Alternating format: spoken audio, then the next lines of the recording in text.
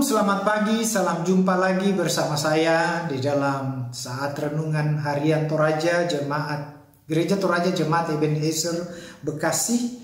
Dan sebagaimana biasa saudara-saudara, saya selalu mengajak kita untuk meluangkan waktu kita dalam merenungkan sebagian kecil dari firman Tuhan. Dan pada hari ini sebelum kita membaca merenungkan firman-Nya, mari kita minta topangan doa di dalam Tuhan. Kita berdoa. Terima kasih Tuhan, kalau hari ini kami dimungkinkan kembali boleh menikmati sebuah hari baru yang luar biasa bagi kami. Kami sadar bahwa semuanya ini adalah sebuah anugerah Tuhan yang sepantasnya kami syukuri di dalam hidup kami. Dan karena itu Tuhan, ketika kami menikmati hari baru ini, kami tidak lupa untuk memuliakan Tuhan dalam membaca, merenungkan sebagian kecil dari firman-Mu. Tolong kami semua, sehingga firman ini sungguh-sungguh dapat kami pahami dengan baik, dan kami dapat wujud nyatakan di dalam kehidupan kami hari lepas hari. Inilah doa kami Tuhan, dengar dan sempurnakan, ampuni salah dosa kami dalam nama Tuhan Yesus. Kami sudah berdoa dan mengucap syukur kepada-Mu. Amin. Saudara-saudara yang kekasih di dalam Tuhan, pembacaan kita pada hari Sabtu 10 Oktober 2020 ini terambil dalam Injil Markus pasal 2 pada ayat yang ke-18 hingga ayat yang ke-22. Markus 2 ayat 18 sampai 22. Demikian sabda firman-Nya di bawah judul Hal Berpuasa. Pada suatu kali ketika murid-murid Yohanes dan orang-orang Farisi sedang berpuasa, datanglah orang-orang dan mengatakan kepada Yesus, "Mengapa murid-murid Yohanes dan murid-murid orang Farisi berpuasa, tetapi murid-murid-Mu tidak?" Jawab Yesus kepada mereka, "Dapatkah sahabat-sahabat mempelai laki-laki berpuasa sedang mempelai itu bersama mereka? Selama mempelai itu bersama mereka, mereka tidak dapat berpuasa. Tapi waktunya akan datang mempelai itu diambil dari mereka, dan pada waktu itulah mereka akan berpuasa. Tidak seorang pun menambalkan secari kain yang belum susut pada baju yang tua. Karena jika demikian, kain penambal itu akan mencabiknya, yang baru mencabik yang tua, lalu makin besarlah koyaknya. Demikian juga tidak seorang pun mengisikan anggur yang baru ke dalam kantong kulit yang tua. Karena jika demikian, anggur itu akan mengoyakkan kantong itu, sehingga anggur itu dan kantongnya dua-duanya terbuang. Tapi anggur yang baru hendaknya disimpan dalam kantong yang baru pula." Sampai demikian jauh pembacaan firman Tuhan. Berbahagialah kita yang sudah membaca serta mau merenungkan firman-Nya dalam hidup kita hari lepas hari. Amin. Saudara-saudara, tema yang diberikan kepada kita pada hari ini yaitu bukan untuk dipamerkan. Bukan untuk dipamerkan.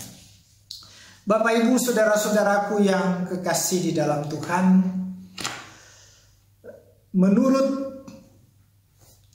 kebiasaan yang ada di tengah-tengah dunia ini, ada 3 hal yang selalu menjadi acuan orang dalam menentukan pembenaran seseorang itu. Dan biasanya ketiga aspek itu, biasanya kita lihat itu biasa dilakukan oleh pembenaran diri sendiri oleh orang itu, dan juga pembenaran oleh orang lain kepadanya. Dan yang ketiga itu pembenaran oleh Tuhan. Saudara-saudaraku yang kekasih di dalam Tuhan,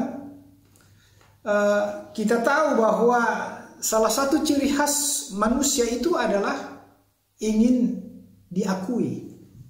Dan karena itu saudara-saudara, keinginan untuk diakui oleh orang lain ini bertumbuh di dalam diri setiap orang itu.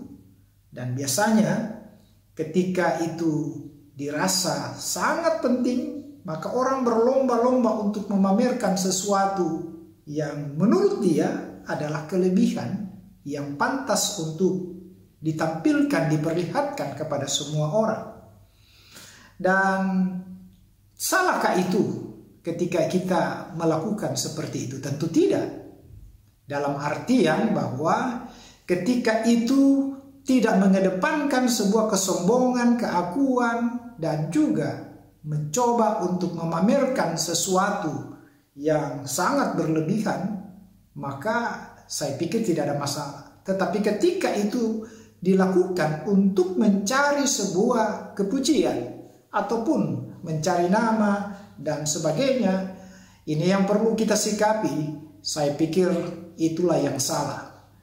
Tapi dalam dunia konteks sekarang, saudara-saudara, bukankah kita justru melihat orang berlomba-lomba untuk memamerkan sesuatu dalam kondisi apapun? Tidak usahlah heran, salah satu ciri khas manusia sekarang dalam pertumbuhan teknologi IT sekarang ini, coba saudara lihat, sebelum makan biasanya orang foto dan expose keluar untuk memperlihatkan, hey, saya lagi makan ini. Dan bentuk-bentuk ini, saudara-saudara, paling tidak ingin memamerkan sesuatu yang ia buat.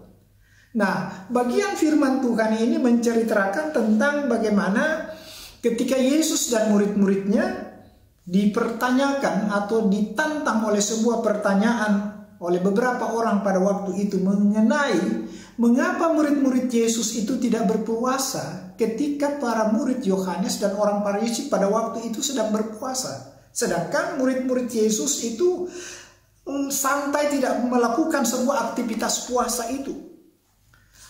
Apakah Yesus melarang murid-muridnya berpuasa? Saya pikir tidak. Tapi kita harus melihat konteks pada waktu itu. Apa yang terjadi sehingga para murid Yesus itu tidak berpuasa? Bagi Yesus, saudara-saudara, kita tentu melihat apa yang dinyatakan oleh Tuhan dalam perikop ini. Yesus mengajarkan kepada murid-muridnya bahwa memang berpuasa itu adalah sebuah hal yang harus dilakukan, tetapi tidak dengan cara dan motivasi yang tidak benar. Apa yang dilakukan oleh orang-orang pada waktu itu benar-benar dilihat oleh Yesus adalah sebuah kondisi, pamer, sebuah keadaan yang mereka lakukan. Dan karena itu Yesus sungguh-sungguh tidak menginginkan persoalan itu. Dan ketika orang bertanya kepada dia, mengapa tidak? Bagi Yesus, saudara-saudara, berpuasa itu baik. Aktivitas rohani itu baik, kata Yesus. Tetapi yang mau dikatakan Yesus dalam bagian firman Tuhan ini, apakah berpuasa itu sepantasnya kita pamerkan, kita umbar, kita umumkan kepada orang lain, hey, saya lagi berpuasa nih? Tentu tidak, saudara-saudara. Makna yang terdalam dari puasa itu yang perlu dipahami oleh setiap orang menurut Yesus. Karena bagi Yesus berpuasa itu bukan sekedar kebiasaan atau aktivitas rohani belaka. Bagi Yesus berpuasa itu bukan juga merupakan sebuah hal yang hanya pamer-pameran untuk mengikuti sebuah aturan-aturan agama yang kita yakini. Tetapi bagi Yesus itu berpuasa adalah mencoba membawa diri kita, mendekatkan diri kita kepada Tuhan yang ditandai bukan dengan persoalan-persoalan formalitas dan kemunafikan-kemunafikan yang ditonjolkan. Karena itu, tidaklah mengherankan ketika Yesus katakan, ada saatnya murid-muridku itu berpuasa. Ada saatnya mereka itu melakukan apa yang seharusnya. Dari sini kita dapat belajar bahwa ketika kita melakukan sesuatu, saudara-saudara, pentingkah pembenaran itu kita kedepankan kepada orang lain, bahwa kita ini saleh dan lebih dibanding orang lain? Tentu tidak, saudara-saudara. Yang terpenting menurut Yesus adalah ketika kita lakukan sesuatu, pembenaran itu seharusnya bukan datang dari kita atau orang-orang lain, tetapi itu diarahkan dalam sebuah pembenaran yang dilakukan oleh Tuhan kepada kita. Oleh karena itulah, saudara-saudara, apa yang mau dikatakan oleh Tuhan Yesus di sini, kita diminta oleh Tuhan agar hati-hati ketika melakukan sebuah aktivitas keagamaan itu. Dalam hal ini, misalnya berpuasa, maknai dulu apa arti dari puasa itu.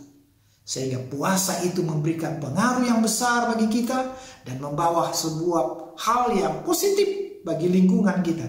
Sebab berpuasa itu sebenarnya menekan semua keakuan kita dan mengedepankan sebuah relasi yang benar dengan Tuhan kita.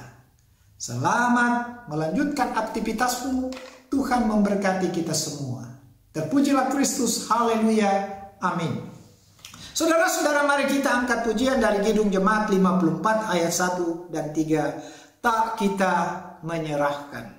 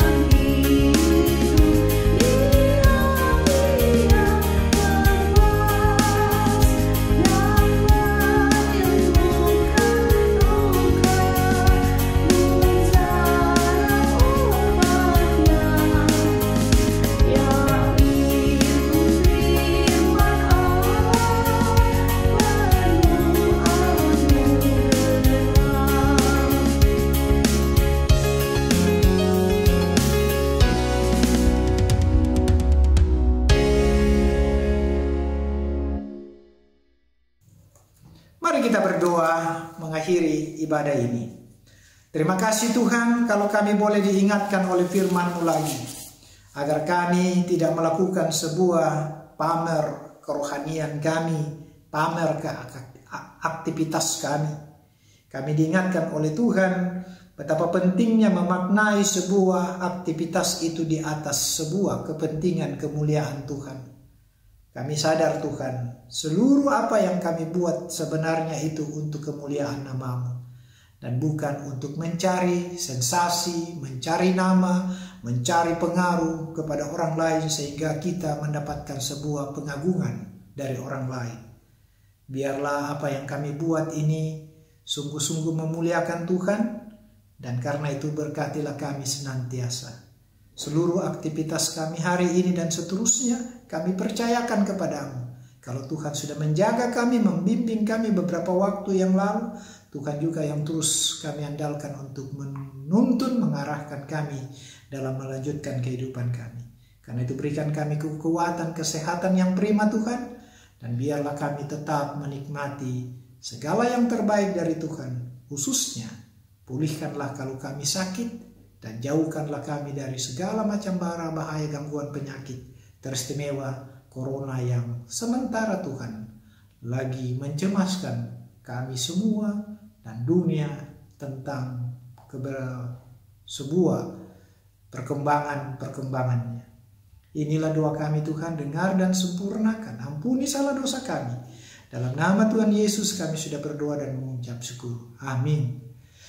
Selamat pagi, selamat melanjutkan aktivitasmu. Tuhan memberkati saudara dan saya. Bye.